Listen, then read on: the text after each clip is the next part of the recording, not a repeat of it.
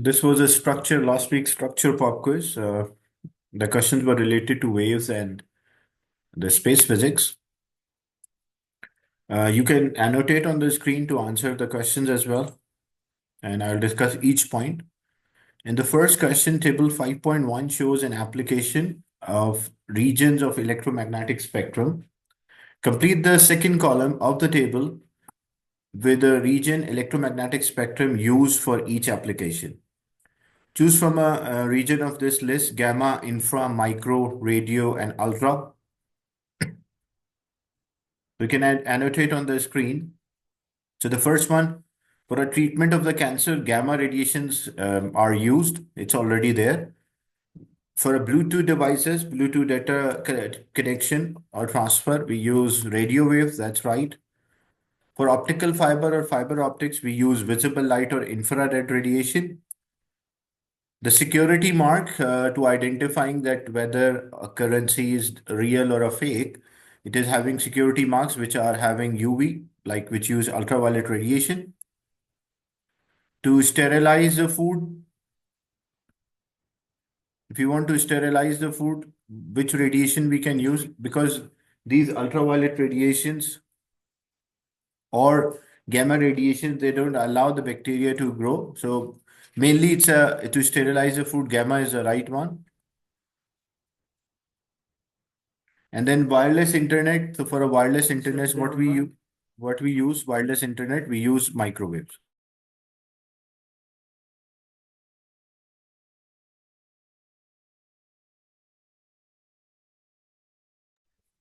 So the microwaves are used for the internet. This was the last week pop quiz, the structure pop quiz.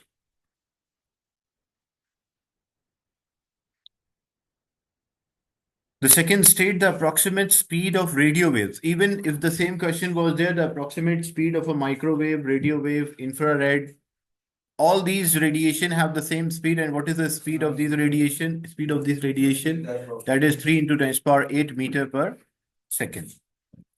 Figure 5.1 shows a successive crest of the wave after a plane wave has passed through a gap. This shows it's a maximum diffraction, like maximum amount of the wave is diffracted. In what case we have a maximum diffraction? The maximum diffraction is when the wavelength is equals to gap size. So when you draw the wave or the wavelength bigger, so when you draw the wave, you should have to keep in mind that this gap size and this wavelength, the distance between the two successive crests, that should be equal. So you can draw longer lines. That length of the line does not make difference, but the spacing between the lines, it has to be either greater than or equal to. This was the last week pop quiz, the structure pop quiz. So when we draw, we try to draw at least the same size or a bit bigger.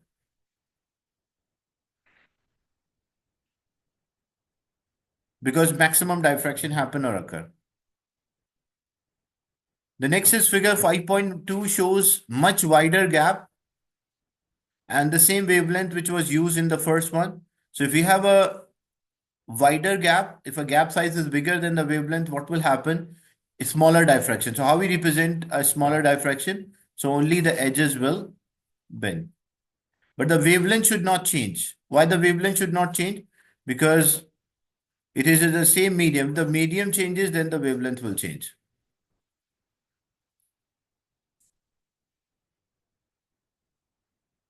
So the same wavelength we use as the first one, but because the gap is larger, so when the gap is larger, we show minimum diffraction.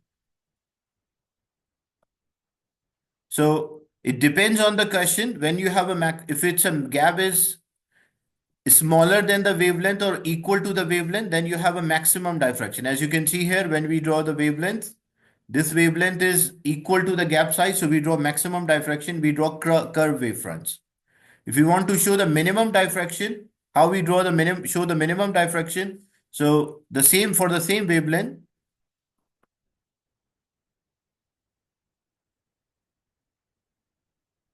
For the same wavelength which we use in the first part, just we reduce the diffraction. And how we show the diffraction is minimum? Only the edges will bend. That's how you should draw.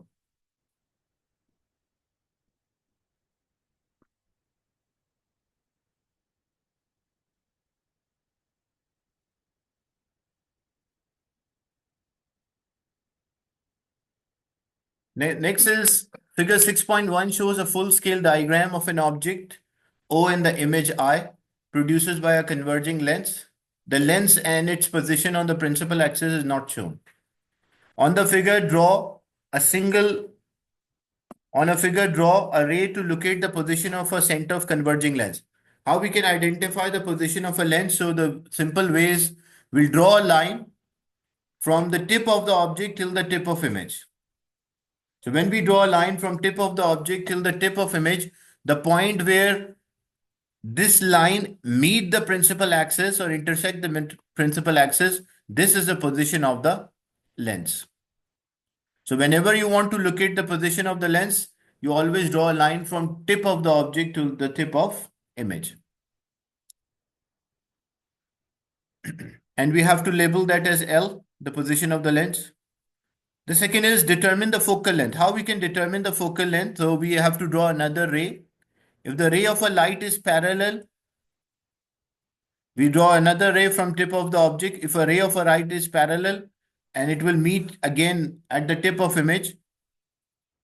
So if the ray of a light is parallel, it should pass through the focus. So this is a point focus. So you have to work out the focal length, you have to draw another ray first parallel to the principal axis and it passes through the focus. And then using a scale, a ruler, place a scale here and measure this length.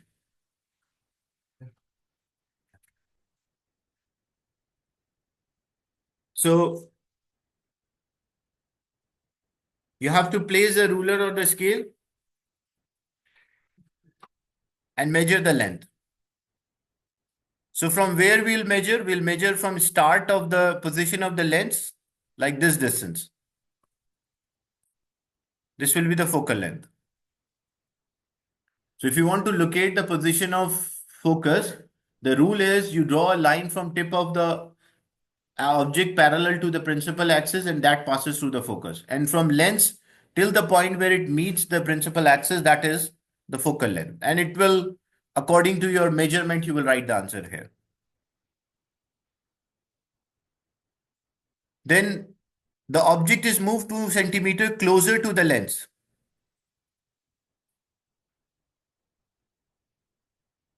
So if an object is moved 2 centimeters closer to the lens, like this was a position right now, and what will be the focus here? The focus is at this point.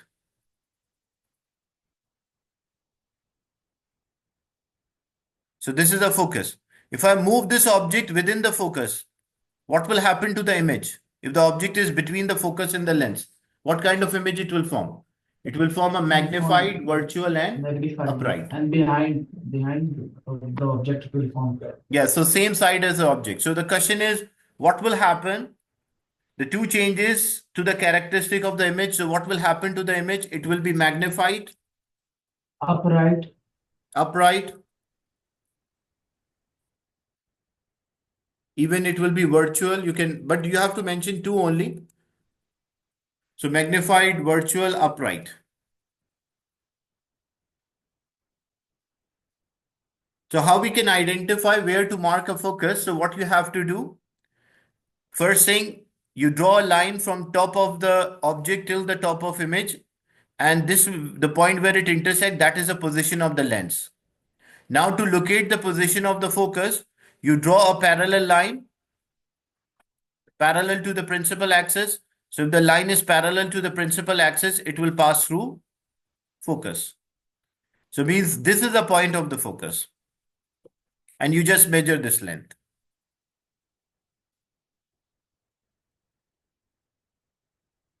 So even to locate the focus, you have to use the print as well as draw the line. The next question is related to space physics.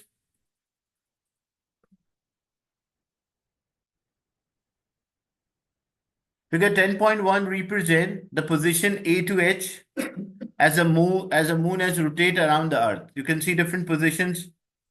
This is related to the phase of the moon.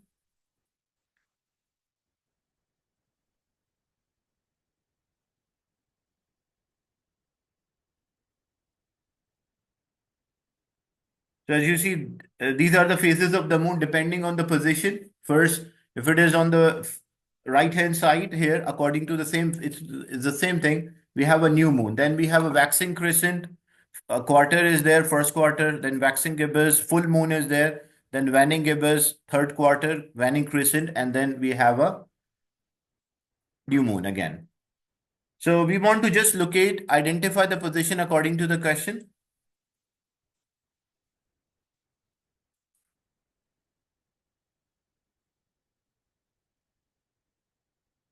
State the position of the moon when it's observed as observed on the Earth seas. So how it will appear, which position? It looks like a quarter of the moon. So which position we have a quarter of the moon? Either A or E. So we can write A or we can also write E. They ask position, so you're not supposed to say A and E. You are either A you can write or you can write E as well.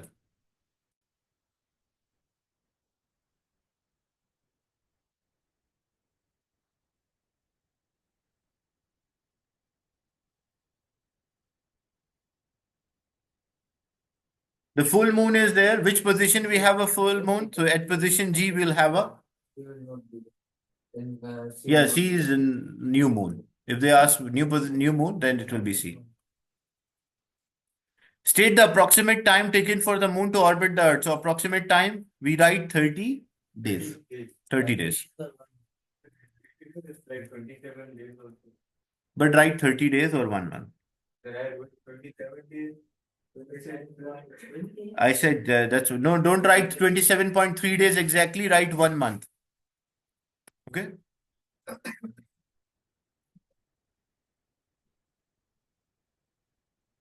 The average distance of the Earth from a sun is 1 point. Yeah, but I'm saying don't write this 27.3, write 1 month.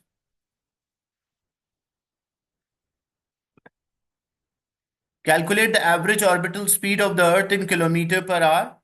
So if we need the speed of the Earth in kilometer per hour, the average orbital speed is given by a formula 2 pi r. When object is moving in a circular path, 2 pi r divided by t. We need kilometer per hour. The radius is given, the average distance from the sun to earth, like this is a sun, and sun to earth, this distance is given 1.5 into 10 to the power 8. So radius is given to us. So it will be 2 multiplied by pi, which is 3.14, multiplied by radius, that is 1.5 into 10 to the power 8, divided by 365 times 24. Why? Because the total number of days multiply by 24 to get hours, because we need that speed in kilometer per hour. What's the answer for this? When you simplify?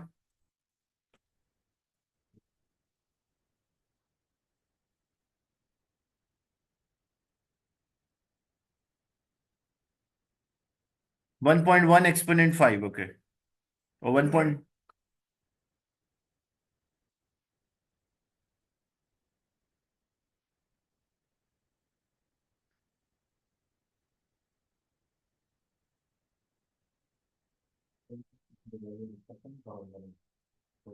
The question was kilometer per hour. Give the speed in kilometer per hour. So if we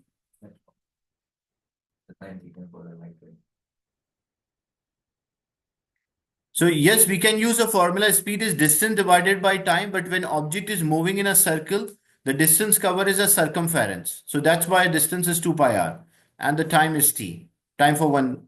Whenever you write your answer, try to write in scientific notation, like it is important to represent a scientific notation. That's why don't write this. If a number is too big or too small, write in exponent, power, 10 power. Just don't write 110,000 kilometer per hour. Just write 1.1 exponent 5.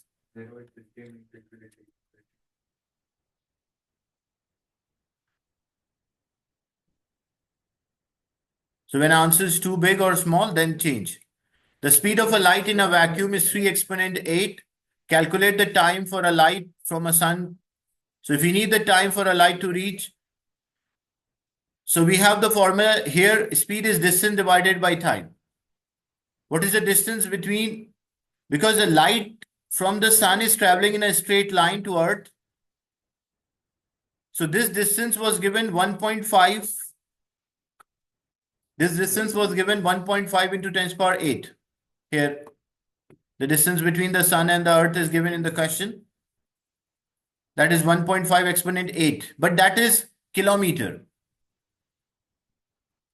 We have to convert that into meter. Why? Because the speed of a light is in meters per second. So it will be 1.5 into 10 to the power 8 kilometer. We multiply by 1000. So it will become 1.5 into 10 to the power 11 meter. And what about the speed of the light? The speed of a light is 3 into 10 to the power 8 meters per second. So when we divide, we'll get the time, because speed is distance over time. So time is distance divided by speed. So that will give us about 480 seconds, something. Exactly 500? Okay, 500 seconds. Yes, sir. 500. So we got 500 seconds. Seconds or minutes?